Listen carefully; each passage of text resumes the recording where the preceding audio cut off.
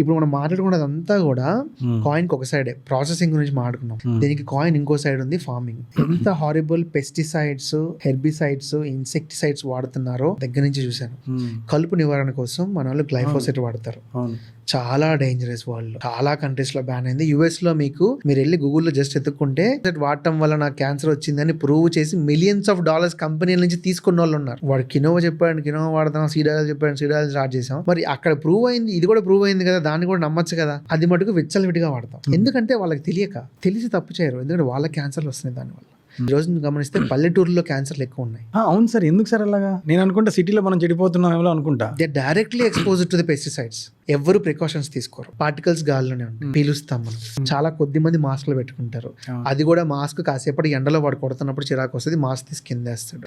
ఇది రియలిస్టిక్ గా జరిగేది. నేను అక్కడే ఉన్నవాడిని. పల్లెటూరులో మంచి తిండి తింటారన్న ఫీలింగ్ లో ఉంటారు, కానీ హారిబుల్ తిండి తింటున్నారు. అదే తెచ్చుకుంటాడు, కడుక్కుని తినేస్తాడు. చాలా దారుణమైన ఫుడ్ అక్కడే ఉంది యాక్చువల్ గా. అంటే అక్కడ దాకా ఎడ్యుకేట్ చేయక